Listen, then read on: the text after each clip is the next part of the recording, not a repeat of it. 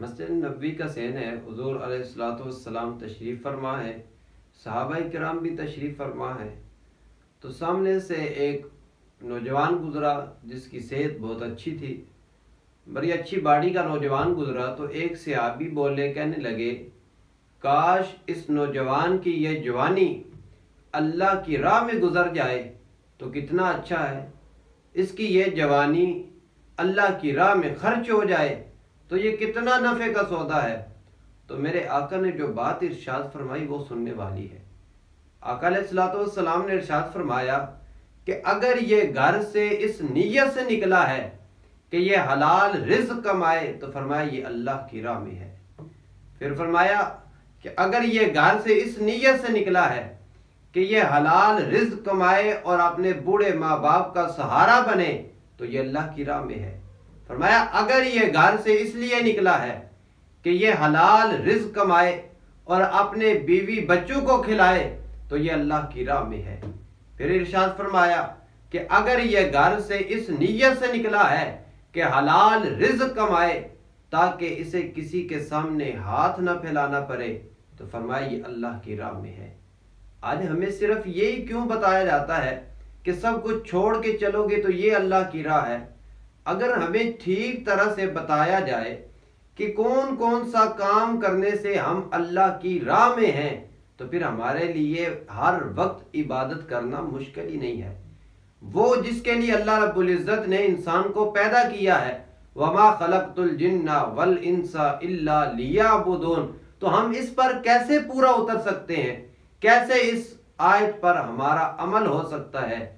وہ اسی صورت میں ہو سکتا ہے کہ ہم سنت مصطفیٰ پر عمل کرتے ہوئے زندگی گزاریں۔ مسلمان کا تو ہر لمحہ عبادت ہے۔ اگر آپ حلال رزق کما رہے ہیں تو آپ اللہ کی راہ میں ہیں۔ آپ جو اپنا نوٹ ہے اس کے پیچھے اگر کہیں غور کریں تو گول دائرے کے اندر ایک عبارت لکھی ہوتی ہے، حصول رزق حلال عین عبادت ہے۔ اگر آپ حلال رزق کما رہے ہیں، حلال طریقے سے کاروبار کر رہے ہیں تو آپ اللہ کی راہ میں ہیں۔ اور مسلمان کا تو ہر لمحہ اللہ کی راہ میں گزر رہا ہے، ہر لمحہ اسے ثواب ہی ثواب مل رہا ہے۔ اگر آپ عشاء کے وقت عشاء کی نماز با جماعت ادا کر کے سو جاتے ہیں، صبح اٹھ کر پھر فجر جماعت کے ساتھ ادا کرتے ہیں، ساری رات آپ سوئے رہے ہیں لیکن آپ ساری رات اللہ رب العزت آپ کو عبادت کا ثواب عطا فرمائے گا۔ اگر آپ رستے پر چل رہے ہیں، گزرنے والے کو سلام کر رہے ہیں، تکلیف دہ کوئی چیز پڑی ہے تو اس کو اٹھا کے سائڈ پہ کر رہے ہیں تو آپ ثواب ہی ثواب کما رہے ہیں۔ آپ ہر لمحہ اپنا نیکیوں کے اندر گزار رہے ہیں۔ اگر آپ سفر کر رہے ہیں، دعا پڑھتے ہوئے جا رہے ہیں تو آپ ثواب ہی ثواب کما رہے ہیں۔ آپ کھانا کھا رہے ہیں، کھانا خود کھا رہے ہیں، لیکن اگر سنت کے مطابق کھاتے ہیں، اپنے ہاتھ اور منہ کو دھو کر شروع کرتے ہیں، آخر پہ پھر وہ کھانے کا وضو کرتے ہیں، اپنے ہاتھ اور منہ کو دھو لیتے ہیں، تو پیٹ اپنا فل کیا ہے لیکن سنت کے مطابق عمل کرنے کی وجہ سے اللہ رب العزت آپ کو ثواب بھی عطا فرما رہا ہے۔ تو ہر لمحہ ہمارا عبادت کے اندر گزر سکتا ہے۔ وہ کیسے گزر سکتا ہے کہ ہم ہر لمحہ ہر کام میں دیکھیں کہ میرے اور آپ کے آقا علیہ السلام نے یہ کام کیسے کیا ہے۔